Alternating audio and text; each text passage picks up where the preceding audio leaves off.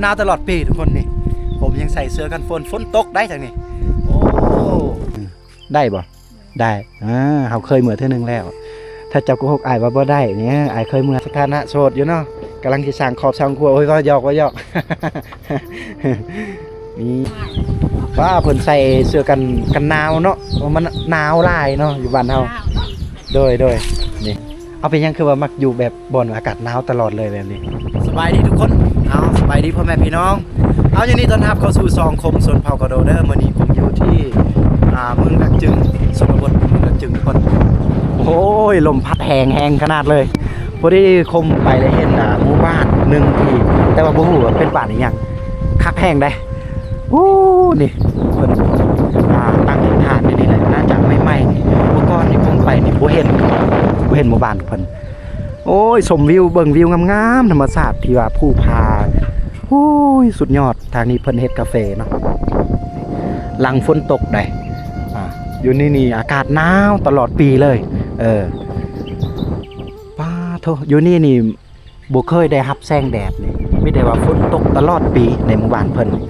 ป้าบ้านเพิ่นนี่เห็นธรรมชาตินี่สุดยอดอุดมสมบูรณ์เพิ่นก็ปลูกกาแฟเพราะว่าเนื่องจากว่าบ้านเพิ่นนี่อากาศหนาวได้โอ้จะเป็นคาเฟ่อาราบิก้าเฮ้ยเจ้าเบิ่งนี่กาแฟเพิ่นน้อยๆเป็นหมากเลยได้น่าจะ5กระปุกปีเดียวเนาะ2 ปีวะสำนี้2 ปีโอ้พอดีไปน้ำหมู่ผู้ที่เชี่ยวชาญกาแฟเพิ่นว่าเขาปลูกได้2 ปีแล้วป้านี่แหละคือหมู่บ้านที่ว่ามีแต่ฤดูหนาวตลอดปีเนาะฝนตกเมื่อกี้นี่ฝนตกนี่เบิ่งคมยังใส่เสื้อกันฝนได้เส้นทางนี่เละเลยโอ้ยตัวนี้จะเป็นสร้างเก็บข้าวเพิ่นได้เนาะเพิ่นต้องเฮ็ด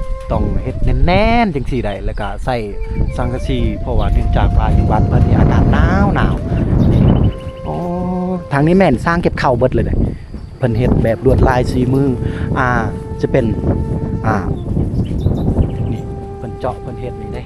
แต่สมัยตะกี้เลยลวดลายสีมือชนเผ่าได้เห็นบ่ทุกคนสังเกตได้เนาะเปียกหมดเลยนี่เพราะว่าอยู่บ้านเพิ่นนี่มีแต่ว่าฤดูหนาวได้หนาวอีหลีได้ฝนตกตลอดปีเลยบ่เคยรับแสงแดดจักเทื่อเลยได้ความอุดมสมบูรณ์ความงามนี่แต่ว่าเฮือนเพิ่นนี่ป้าโธ่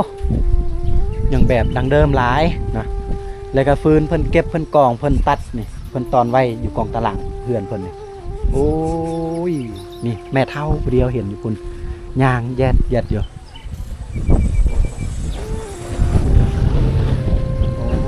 ขับรถใบแท้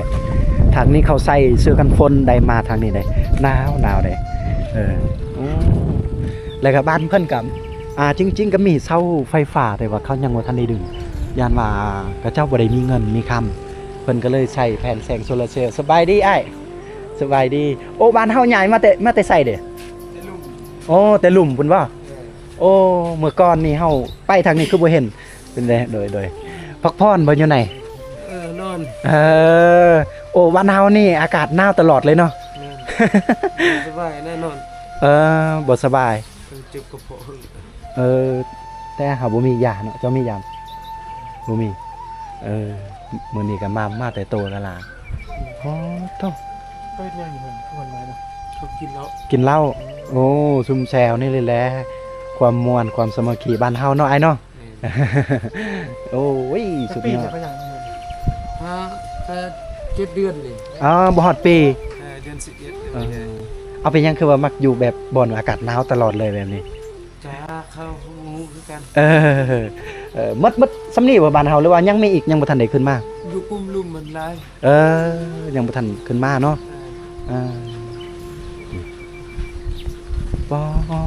น้องมักธรรมชาตินี่มักแห้งไปแล้วก็เที่ยวแล้วก็เห็นธรรมชาติต้องได้จอดเลยไปเทื่อใดก็เห็นว่าอยู่นี่หนาวตลอดเลยบัดน้ำนี่เฮาเอาอยู่ใส่อ้ายน้ำอยู่ลุ่มตักเอาอยู่ลุ่มเลยตักแล้วก็ใส่หม้อให้มันเต็มตรงน้ำฝนเอาเพราะว่าอยู่ลุ่มมันมีน้ำห้วยเนาะมีห้วยอยู่ลุ่มพุ่นมาทางพุ่นแล้วโอ้ไก่บ่น้ำนี่เพิ่นไปเอาไก่บ่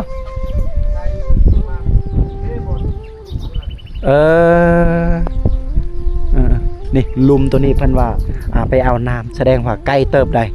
เนาะเนื่องจากว่าอยู่เพิ่นอยู่เป็นจอมภูสูงแด่นะเอ้ยเบิ่งจังได้ก็บ่เบื่อตาเด้ถ้าเฮ็ดเป็นรีสอร์ทบ่อนท่องเที่ยวเฮ็ดแบบห้องพักโฮมสเตย์หยังคงว่าได้เลยได้ทุกคนเฮาตื่นตอนเช้าหรือบ่แม่นแต่ตอนเช้าตอนนี้แหละเบิ่งสิเอาโทรศัพท์ให้ทุกคนได้เบิ่งโมงนี่ประมาณจักโมงนี่ตอนนี้นี่12โมงได้เนาะบ่ได้จัดฉากจัดอีหยังใดนี่12โมงนี่22แหละ12โมง22นาทีนี่บ่เห็นฮอตตะเวนเลย บ่เห็นฮอตตะเวนบ่เห็นฮอตแสงแดดเนื่องจากว่าหนาวเด้หนาวนี่เบิ่งทีมงานเฮาเพิ่นก็ใส่เสื้อกันหนาวได้นี่ หนาวบ่หนาวหลายใส่เสื้อกันฝนมันจึงดีเห็ดน้ำหมอกนี่น้ำเมฆทายามตอนแรงหรือว่าตอนเช้านี่ซ้ำได้อีกทุกคนเขาย่านว่าบ่เห็นฮอดต้นไม้เลยมันบังหมดหมอกเมฆนี่โอ้ลมพัดชิวถ้าว่าอยู่ประเทศเพื่อนบ้านเฮานี่คมมักเห็นทางประเทศไทยพุ่นคืออยู่ทางภาคเหนือได้ก็อากาศหนาวนี่โอ้ไก่นี่บ่ย่านเลยเนาะ แข้ง โอ้บ่มีไก่เอามาแต่แขวงเอาน้ำพี่น้อง เอาน้ำเอา โอ้มีหงสีเซยเนาะ ใส่ยุลุมตัวก่อนน่ะใส่ไฟยุลุม โอ้บ่ยังบ่ทันได้มีเงินดึงไฟโอ้แล้วเวลาเฮาอันนั้นเข้าก็ต้องได้ตำเอาเนาะกูมื้อถ้าอยู่นี่มันสิยุลุมมันสิอยู่บ้านอยู่ลุมนำน้องโดยอาชีพบ้านเฮานี่ก็เจ้าเฮ็ดหยังปลูกมันต้นบ่หรือว่าปลูกกาแฟเฮ็ดนาไห้นี่บ่ได้เฮ็ดเนาะโอ้เอาสมเชยแล้วเพราะว่าเฮ็ดไห้มันก็ยุ่งยากหลายอย่างเลยแต่ก่อนนี่เฮ็ดคือกันให้เดี๋ยวนี้บ่เฮ็ดแล้วเนาะเฮ็ดสวนกาแฟโอ้เฮ็ดสวนกาแฟก็บ่งามเด้อโอ้ยงามแล้วสมีงามแล้ว สมีงามแล้วปลูกได้จักปีแล้วบ่ลุงตัวอยู่ทางลุมนี่ตัวนี้นี่3ปีแหละ3ปีเป็นมากแล้วจะเป็นคาเฟ่อาราบิก้าเนาะโอ้เอาขอบอกขอบใจเด้อนี่เพิ่นยังใส่แผ่นทรงแสงโซลาร์เซลล์อยู่ได้เพื่อได้ไต่ตอนแรงแต่ว่าจักหน่อยเพิ่นมีเงินก็สิได้ดึงเพราะว่าเสาไฟอยู่ทางบ้านเพิ่นเลยทางเฮือนเพิ่นก็น่าจะบ่แพงเพิ่นดึงอันนี้ก็จะเป็นว่าเขาเจ้าเฮ็ดฮีทได้เวลาฆ่างัวฆ่าควายตอนนี้แหละโอ้เฮ็ดยังแม่นี่ ยิ้มหวานแท้โอ้ตักน้ำนี่ต้องเอาน้ำฝนปลาโอ้ด้วยคนบ่มีน้ำมีแต่เด็กน้อยไปตักอยู่ลุ่มพุ่นถ้ามีน้ำโดยว่าเพิ่นใส่เสื้อกันหนาวเนาะเพราะมันหนาวหลายเนาะอยู่บ้านเฮาโดยนี่เพิ่นกำลังล้างเพิ่นทำความสะอาดก็ฟุยอยู่คุฟืนเพิ่นนี่เปียกมากเพิ่นเอาไว้กองตารางเนื่องจากว่ามันบ่มีแดดว่าซั่นซะลูกหลานไปใส่มดแม่อยู่ใส่เฮือนแม่อยู่นี่บ่แม่นตัวนี้เนาะลูกอาจจะอยู่ผู้เดียวลูกหลานเจ้าเด้ลูกเด้เอาลูกบ่มีเอาลูกเสียแล้วหรือว่าจะได้บ่กลัวบ่นะเอาบ่มีผัวโอ้แม่บ่มีครอบครัวแม่เฒ่าเพิ่นอยู่ผู้เดียวเลยเอาน้ำฝนเลยเนาะเดียวเลยเพิ่นบ่มีลูกบ่มีหลานบ่มีครอบบ่มีครัวเพื่อนเพิ่นก็เฮือนน้อยอยู่ได้ก็ผู้เดียวอยู่ได้อยู่ลมพัดเย็นจ่อยเลยตากแอร์แบบธรรมชาติเลยเป็นยังจึงว่าแอร์ธรรมชาติก็คือสัมผัสโดยลมบริสุทธิ์อากาศที่บริสุทธิ์ชาวบ้านเพิ่นบ่ได้เฮ็ดไร่เฮ็ดสวนบ่มีอยู่สวนเพิ่นทางคนกับบ่หลายป่าธรรมชาติเพิ่นอุดมสมบูรณ์โอ้ยลมแรงแท้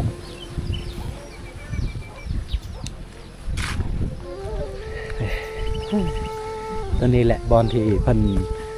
ขางัวเนาะอ๋อเอกลักษณ์เพิ่นเฮ็ดนี่วิธีชนเผ่าทุกคนสิ่งที่แปลกๆอันนี้ก็เจ้าแบบบูชาพี่ขางัวหรือว่าขาควายถวายให้พี่ก็ต้องบอนนี่ได้หลายโตเติบได้นี่โต1 2โต3โตทางนี้เพิ่นกินเหล้า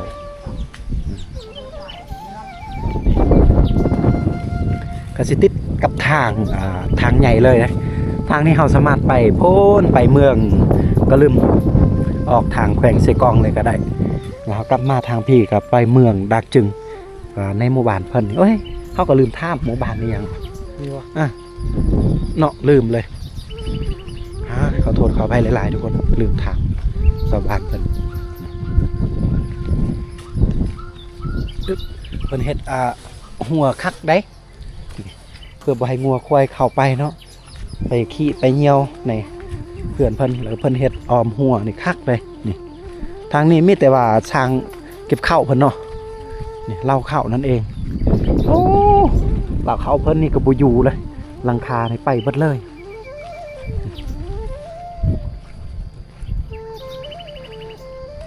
นี่ทางนี้หลังคาก็ไปเบิดบ่อยู่เลยทุกคน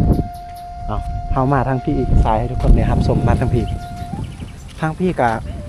วิวทิวทัศน์นั่นแหละงามๆเลยเราต้องระมัดระวังไปเลยเห็นถากได้ถากลายได้ทางนี้โอ้ตัวนี้เบียร์คาเฟ่มันกล้าเลยโอ้หูงามๆอยู่ได้เนาะใหม่ๆเป็นกล้าป้าโตคักๆคนเห็ดนี่อาชีพปลูกคาเฟ่ได้คือไอ้เพิ่นว่าได้เฮ็ดหน้าแล้วก็เฮ็ดสวนคาเฟ่นี่บ้านเขาเฮ้ยโหคักแท้มีเส้นทางเลยนี่บ้านเก่าบ้านแก่เพิ่นอยู่ลุ่มมีโรงเรียนผมว่ามีโอกาสสักครั้งต้องได้เข้าไปในบ้านเพิ่นได้โอ้คักอันนี้เฮาบ่เคยเข้าจักเทื่อเลยทุกคนบ้านนี้ห้าก็ยืนอยู่นี่แหละก็แนมเห็นเพิ่นอยู่พุ่นอยู่พุ่นนี่คักดอกบ่ค่อยสูหนาวปานใดเพราะว่าทางนี้มันสูงได้เนาะอ้อมหอบภูผามันอ้อมหอบหมดจังซี่แล้วก็อยู่กองน่าจะเห็นหรือบ่ค่อยก็บ่แน่ใจเดี๋ยวสิซูมได้ระยะนึงเห็นน้อยเดียวนึงได้เนาะขาวๆเห็นเนาะทางนี้มีแต่ภูบังเบิดเลยแล้วก็จะเป็นกำแพงเลยเนาะแล้วก็เฮ็ดให้บ้านเพิ่นก็บ่หนาวปานใดแต่ว่าบ่อนที่เพิ่นอยู่เพิ่นตอนนี้แหละก็หนาวได้อากาศหนาวทางนี้นี่หนาวได้ทางนี้ก็จะเป็นขอบหมู่แน่แล้วก็เฮ็ดบอนกาเบียร์คาเฟ่แน่ป้า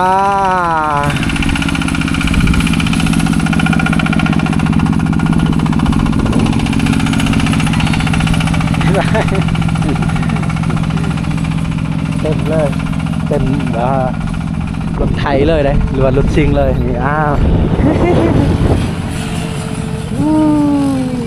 าวิถีชีวิตครอบครัวเพิ่นไปเต็มเลยเบียร์คาเฟ่เพิ่นน่าจะเป็นคาเฟ่อาราบิก้าที่เพิ่นปลูกอาราบิก้าได้ดีเลยโอ้จะแม่นดุแท้เนาะจะเอารถไทยว่าหรือว่าแบกมือเลยบอกจะเอารถไทยว่าแก่ป่ะผู้ใดเป็นเอื้อยผู้ใดเป็นน้องอันนี้เป็นน้องป่ะอันนี้เป็นเอื้อยจบป่ะบ่แม่นเอื้อยไพ่ป่ะผู้สาวว่าหรือว่าเมียเขาผู้สาวมดทั้งซองวาสนาอายไปทางไหนเห็นแต่ผู้สาวงามคนฟื้นแต่เช้าบ่นังหรือว่าเมื่อกี้นี้มิดแหละ ยังเฮียนบ่หรือว่าออกเฮียนแหละจบเลยออกเฮียนแล้วปัจจุบันนี่สถานะโสดอยู่เนาะกำลังจะสั่งขอบสั่งครัวโอ้ยก็หยอกนี่จะเอารถไทยมาแก้บ่นั่งบ่ต้องแก้ไอซีแบกเมื่อหอเถื่อนเจ้าเลยได้บ่ โอ้ยหยุดโอ้เกือบปลานี่จังแม่นทันเนาะอายเนาะถ้าบ่ได้แล้วจะ โดนฟืนบักใหญ่มันสิทับเจ้ามาไอ้ช่วยเอายกลายยกเขาช่วยยกอยู่นี่เยี่ยมเอาเขาช่วยผู้สาวมานี่น่ะเฮ็ดใจบุญน้อยหนึ่งช่วยผู้สาวป้าโดนฟืนบักใหญ่เนาะพอดีเพิ่นว่าสิเอารถไถจังหน่อยรถไถอยู่บ้านขึ้นมาผู้ใดเลยสิขับรถไถมีคนขับอยู่บ่นั่งบ่มีโอ้เอาว่าคนขับเอาว่าซื้อในใดเฮาซื้อในใดล่ะอยากอายได้เบิ่งหน้าตาผู้สาวงามบ้านดักจาบงแม่นบ่นั่นแม่นบ่จังแม่นอายจำชื่อได้เนาะซื้อบ้านเจ้าโอ้ใส่เสื้อโอ้เสื้อมีอำนาจนี่ครับบ่กล้าถ่ายแล้ว ใส่ได้เสื้อเด้อแต่ว่าอย่าใส่อำนาจใส่อ้ายเอาเจ้าสิยกบ่มาสิยกช่วยก้อยนี่เสร็จบัดนี้ได้ยืนด้นบ่ได้ต้องได้ยกฟืนช่วยเพิ่นได้เจ้าสิยกมาพี่บ่นาง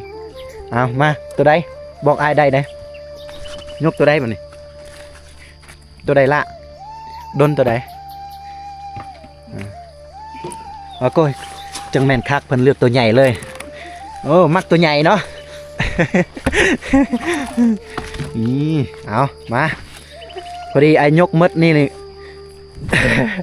เติบนึ่งเพื่อแหละเอาตัวใดเจ้ามักตัวใหญ่ ตัวนี้ปะยกละยกไอ้เยี่ยมเอาลานเจ้าบ่แม่เท่าลูกแนวนั่นบ่พอดีแม่เพิ่นอยู่นี่เสร็จวันนี้ เดี๋ยวเจ้าสิได้ลูกเคยแล้วมีคนมักแล้วจักหน่อยนี่ชาวโสดทั้งสองได้2เรือนห้องแต่ว่าเขายังบ่ทันได้ฮู้ซื้อได้สงวนซื้อลิขสิทธิ์ไว้เดี๋ยวสิบอกซื้อไว้เพิ่นว่ายกฟืนมดตัวนี้แหละจึงบอกซื้อเด้ออ้ายว่ายอมยกมดก็ยกมาอ้ายสิยกช่วยละตัวใดฮะ มื้อนี้จะได้ช่วยแม่เฒ่าเลยได้ช่วยน้องๆเพิ่นป้าโตต้นบักใหญ่มาติอาชิยกผู้หญิงเฮ็ดเวียกหนักเนาะเฮ็ดได้คือกัน ผู้หญิงก็เฮ็ดเวียกหนักได้เนาะนี่เอาตัวใดละตัวนี้บ่นี่คนคือว่าคนเวียดบ่แม่นเนาะได้ปะเอาเฮียนจบหมดทั้งช่องบ่อันนี้ยังเฮียนบ่นั่งออกแต่นั่นแล้วตัวใดอีกนั่งตัวยาวนี่วะดนบักยาวใหญ่แล้วเนาะทั้งใหญ่ทั้งยาวมาเอ้ยพอดีมันทับ ลมทับมีเซตเลยได้คอยได้ต้องทับพี่สอบเพิ่นได้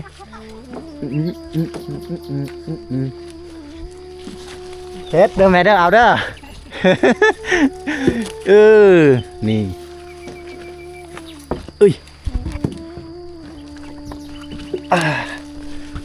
สวยน้องหน่อยโอ้น้องเจ้าก็บ่ธรรมดาเนาะ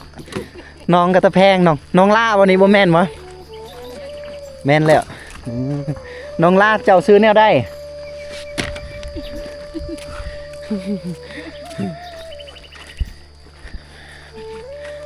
มาจนหน่อยทุกคนสิว่าถ่ายแต่คลิปน้องแล้วก็บุช่วยเวียก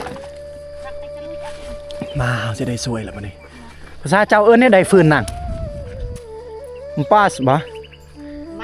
มัสโอ้มัส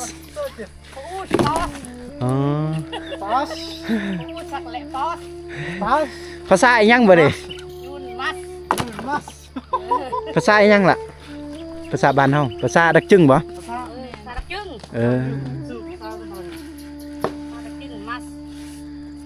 กินข้าวนี่จ้องซ้ายเนาะโอ้ไอ้ฮู้หน่อยหนึงได้เพราะว่าคนอยู่เมืองบอกอ้ายว่ากินข้าวจ้องซ้ายไอ้เห็นไผก็เอิ้นว่าจ้องซ้ายบางคนเขาบ่ฮู้แม่นหยังจ้องซ้าย น่าจะเป็นคนลาวภาษาเนาะ จ้อง เด้อเยี่ยม ไทย ระวังเด้อ มัส เอา อ้าวมัส อึ๊บ ข้าวโพดดึงกระเจ้าอันนี้ เออนี่เพิ่นก็น่าจะเก็บแต่ดนแหละแต่ว่าเพิ่นหาเขาออกอีกโอ้อยู่เทั้งที่เป็นไห่บ่โอ้ส่วนโอ้เอาเจ้ายังมีอายบ่มีเนาะสร้างครอบครัวหมดเลยบ่อายเจ้ายังแต่เจ้า2 คน ให้สิขับรถเท่าไหร่ อายจะว่าสิขับรถไถหรือว่าเจ้าเองอายเดี๋ยวนั่งซื้อในใดเจ้านั่งเจ้าซื้อในใดฮิฮิฮิเพิ่นว่าในใดซื้อลูกเจ้าซื้อในใด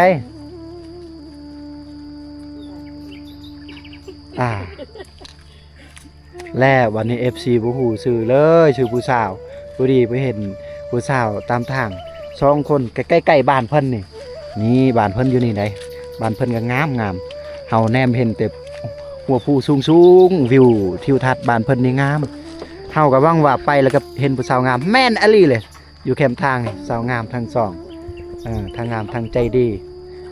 แต่ก็ข้อดีก็คือเฮายังบ่ฮู้ชื่อเอาบ่เป็นหยังอึ๊บตัวนี้เอา มัส จับมาสใหญ่ๆเลย จับน้อยวะตัวน้อยวะเอาตัวน้อยกับตัวน้อย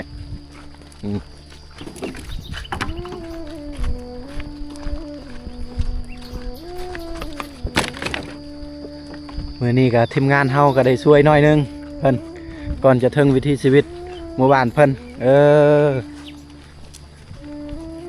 ฮู้แต่ว่าเพิ่นว่าโสดเด้อทุกคนนะ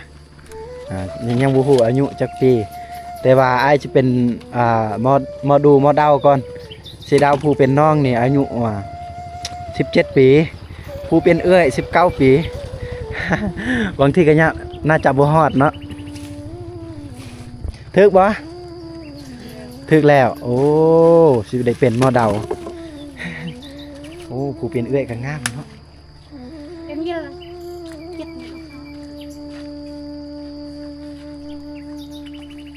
หมดนี่แม่สิไปเอาอยู่ใส่ต่อบ่หมดฟืนเจ้านี่ตัวนี้เลยเจ้าสิไปเอาอยู่ใส่ต่อแล้วหมดแล้วแล้วเลยบัดนี้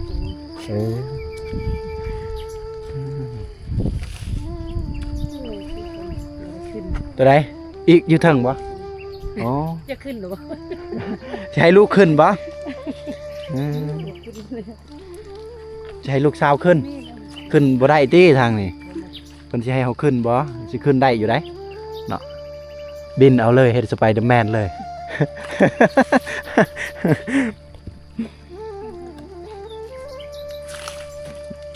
ไม่ได้ต่อนั่งระวังเด้ออึบพอดีกิ้งมาพีเลยน่าจะได้อยู่อึบระวังได้ระวังตีนเจ้าเยี่ยมเรียบร้อยนี่ผู้สาวส่วนเผาตะเลียงนี่ดุได้ทั้งดุทั้งงาม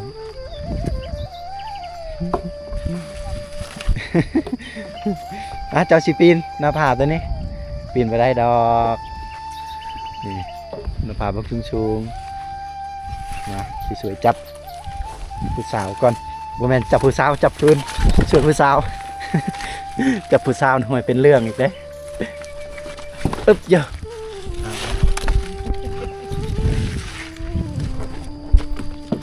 เรียบร้อยอย่าง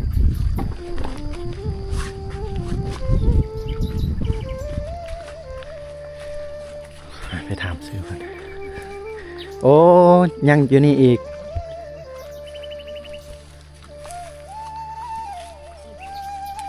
โอ้คมคืดทำอิดว่าฟืนมันมาแต่เทิงบ่แม่นเพิ่นตัด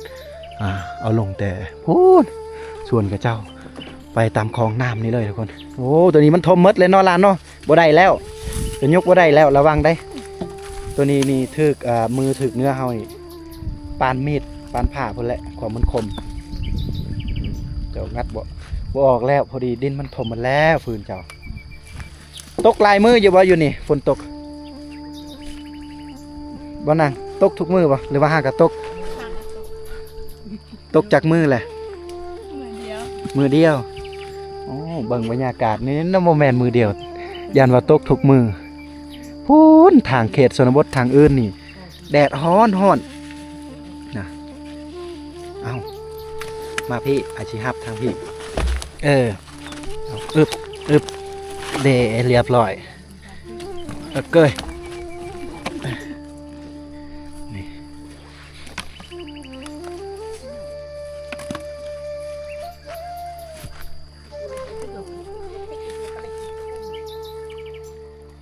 เอาออกได้ปะ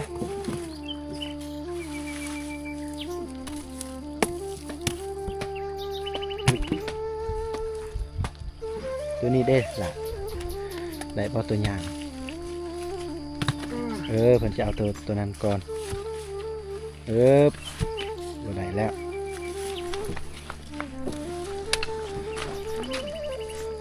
ว้าป้าตกใจเฮ็ดน้อยเดียวคือว่าก็อายะอยู่หันเนาะเต็มเลย ถ้าเพิ่นไปเอารถไถจังหน่อยคือสิเต็มรถไถเลยทุกคนนี่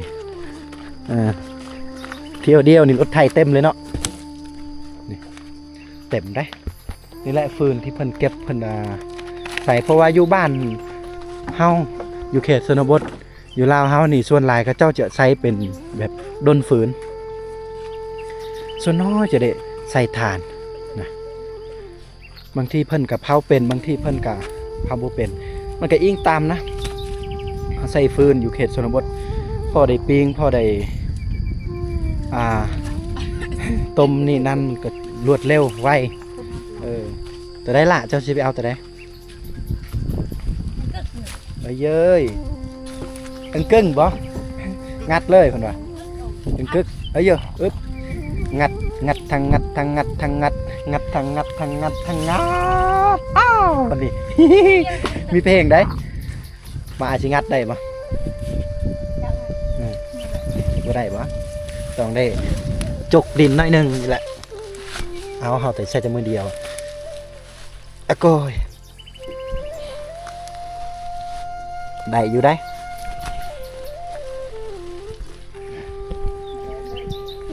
ถือกล้องให้อายเบิ้งได้ปะบ่เป็นยังอายสิงัดเบิ้งมาทุกคนเขาสิช่วยน้องคนเด้องัดฟืนก่อนอึ๊บอะโกยงัดพอดีแม่เพิ่นเชื่อทางคนงัดห่วยแม่เชื่อเฮาครับเฮ็ดให้มันได้เด้อบัดนี้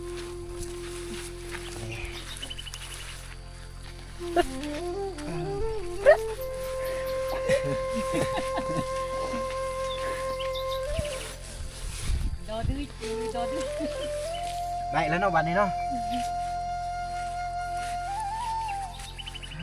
เอาออกได้เหรอเด้ลูกผู้ชายต้องทำได้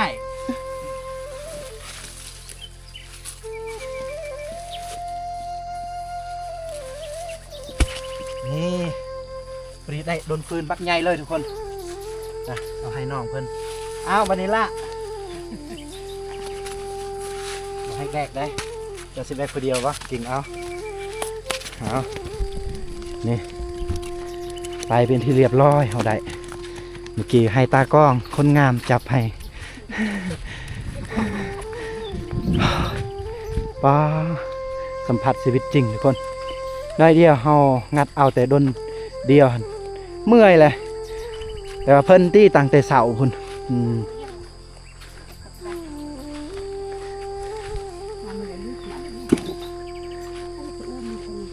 เจ้าสิเมื่อเอารถไถบ่เมื่อแก่หรือว่าเมื่อแรงพระเจ้าไปเอาโมโหกันเก็บไว้เนาะกองไว้ปะอยู่นี่